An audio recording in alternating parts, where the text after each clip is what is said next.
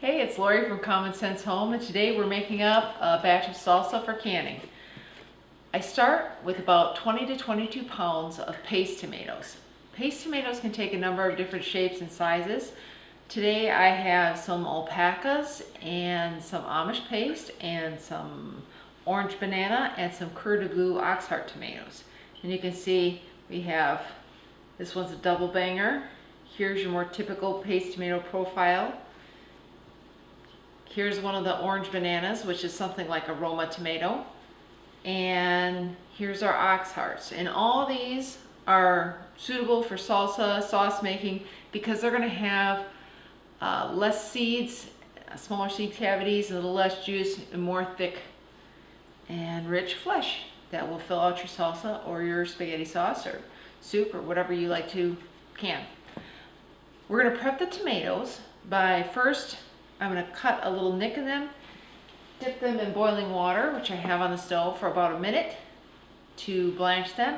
And then we're going to plunge them into an ice water bath. And that'll let the skin slip right off. And that's a lot easier than attempting to peel them by hand. We do remove, for our salsa recipe, we remove the skin and the seeds just because we like the end texture a lot better. It isn't quite so runny. We like a nice thick rich salsa. So I'm going to scoot over to the stove and we're going to commence dipping. To make peeling a little bit easier, I do take a knife and just cut a small nick, and then as the tomatoes heat up, this will want to burst open and it'll make the peel come off a little easier. And I have my nice pot of boiling water and I'm going to put 4 to 6 tomatoes in there.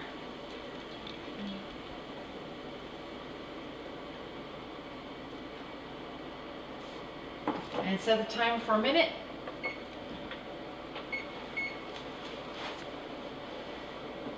I'll keep an eye on these. And you want a fair amount of water when you're blanching anything, whether it be tomatoes or peaches or whatever you want to remove the skin from. If you have more water, then when you add your fruit in there for blanching, it won't drop the temperature of the boiling water too much. Because if you have a pot that's only half full and you put several big tomatoes in there, that's going to drop the temperature right away. With a bigger pot like this, there's enough water to hold the heat. And I may just cover this up for a little bit. As always, exercise caution and working around the stove. Don't wear loose clothing that's going to catch in your burner flame, things like that, especially when you're reaching over. Always use your common sense. Or fast reflexes if common sense fails. But common sense is your first choice. And if you look at this, I don't know, we'll see, you'll get a close up, and at some point the skin is just starting to pop right open on that tomato.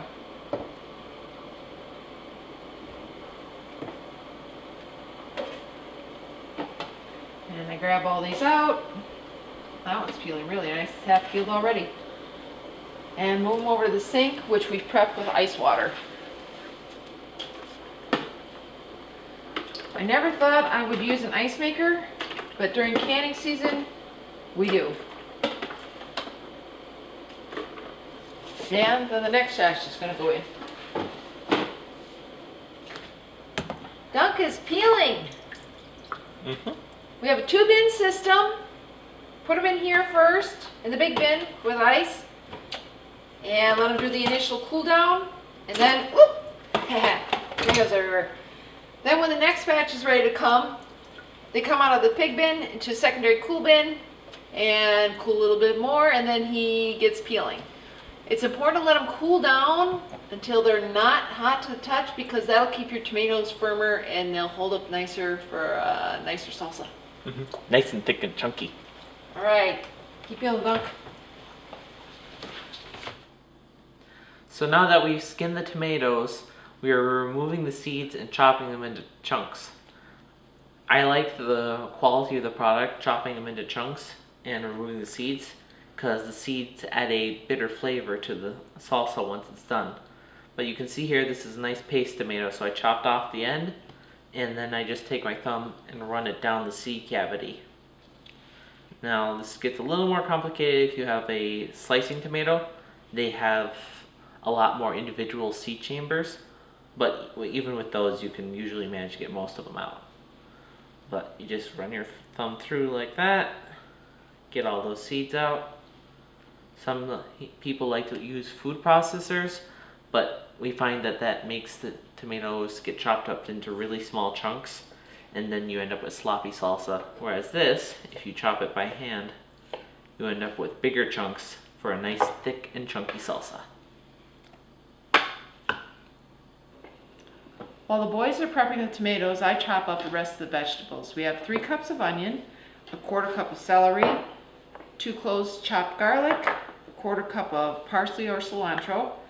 Cilantro does not tend to do well in my garden, so I substitute parsley. But if your purist has cilantro and you like it, go for it. A cup of bell pepper and 1 to 4 hot peppers. And to seed out your peppers and prep them for the salsa, I generally just cut around the stem and get that out and clear out the seeds. I noticed this one had a little bit of damage, so I want to make sure to use it up before it goes bad. And then I'm just going to slice that into strips and then slice the strips into small chunks. And I'll continue working with that until I get a cup of sweet pepper. And that's usually maybe, say, 1 larger pepper, 1 smaller pepper, 1 really big pepper, depending on what you've got in your garden or what you pick up at the farmer's market or grocery store.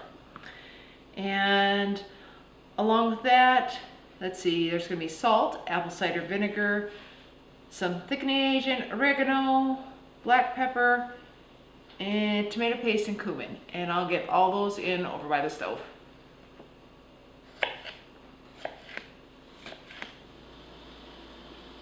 I have about 2/3 of the tomatoes in the pot, and to that I'm going to add our 3 cups of chopped onions.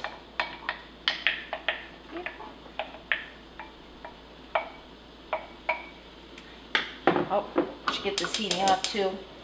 And you don't want to really cook this salsa, you want to just heat it through. And then our sweet peppers and chopped parsley, tablespoon of salt and teaspoon of cumin powder, our 2 cloves of minced garlic, and this is 1 cup of cider vinegar with a 1/4 cup of Ultra-Gel in it for thickening. Ultra-Gel is modified cornstarch that is safe for canning. Another product that's similar is called Clear Gel. And if you don't have this or don't care to purchase it, it's okay to can it without. It just thickens up the salsa a little bit more. But you don't want to use regular cornstarch or flour or anything like that in canning because it will clump and do weird things. But this is okayed by the National Center for Home Food Preservation. So I dissolve the Ultra-Gel in the vinegar before adding it to the big pot of salsa.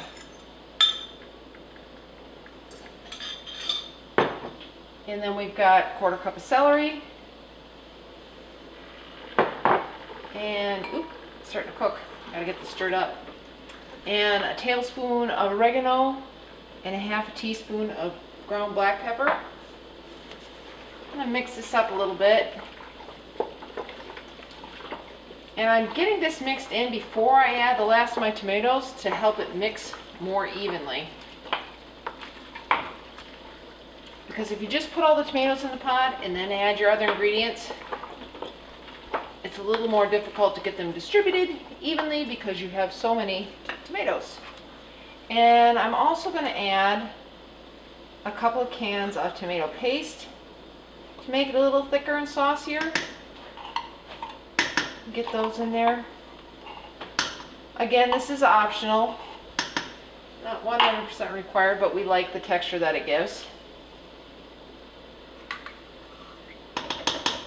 And actually ended up cheating, I guess you could say, on my hot peppers. I had some hot peppers in the freezer that I needed to use up. So instead of chopping up ones fresh, I pulled out some from the freezer. And I'm going to get those added in here. And then after I've got everything added in, I just stir this up, heat it through, and then we're ready to get the salsa in the jars. And while we were prepping all the rest of the ingredients, my hot peppers, I got my canner filled with hot water, and the jars run through the dishwasher so they're nice and hot. And on the back of the stove, I do have a pot with the two-piece canning lids, the lids and the rings, and I got those heating up. And I found, they say that you don't have to heat the lids anymore, but I found that my seal rates are a little bit lower when I do. So I try to have everything nice and warm, get the salsa hot, get the jars hot, get the lids hot, and everything comes together at a high temp, and my sealing rates are a little bit better. Oh, I gotta grab the last of tomatoes. I thought Dunk had already brought them over. And you notice we've got these in the strainer to drain off a little more of that juice. But these tomatoes are really meaty, so we end up with a pretty high concentration of tomatoes, which, along with the vinegar, is what makes this recipe safe to can.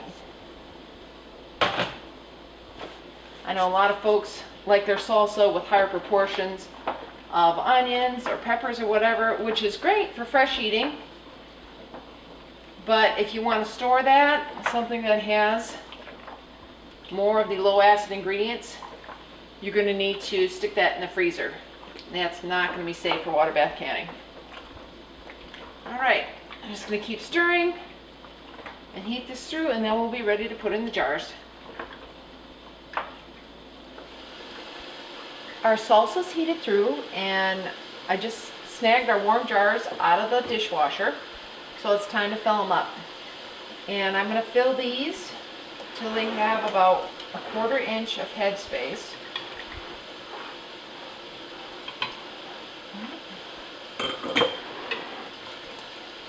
And then Dunk helps me out. We tag team. He wipes off the rims as I'm filling the jars. And I keep scooping from the bottom to make sure I get the nice piping hot salsa.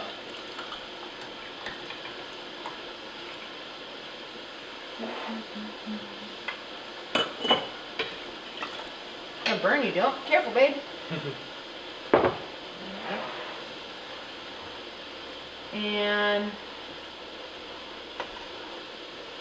once we get these all filled up and wiped down, then we get the lids and rings in place. And then they get loaded into the canner. And you start the processing time in the canner when you have your jars in and it's up to a full boil. You load the jars in and it's not quite boiling yet. Ooh, that's hot. You want to bring it up to a boil before you start your timer. And this is my last jar, so I'm going to turn this off and hold it. Don't want to overcook it. Yep.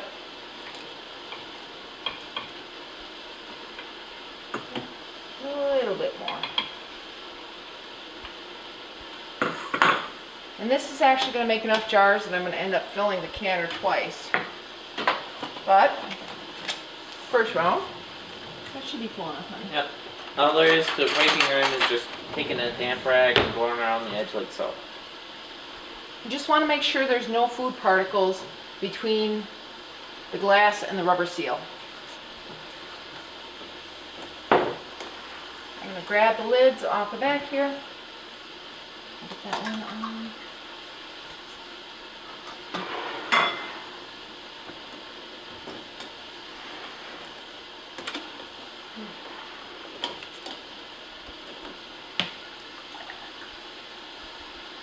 And we repeat till we get all these done and get them loaded in the canner.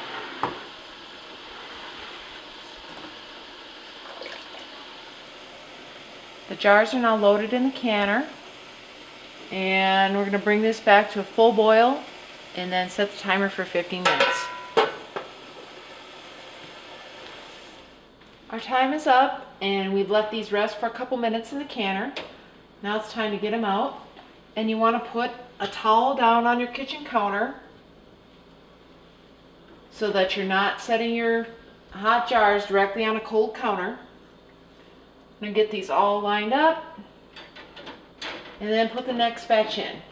And once you get your jars out of the canner, you want to let them rest. Generally, I just let them go overnight, but if you're doing it by the book, 12 to 24 hours. And then you check the seals, remove the rings. If you have any seals that didn't take, store those in the refrigerator, use them first. And date and label your jars and store them in a cool, dry, dark location out of direct sunlight. And for best quality, use within 18 months. And that is it. Homemade, home canned salsa. If you have any questions, leave me a comment, and thank you so much for watching.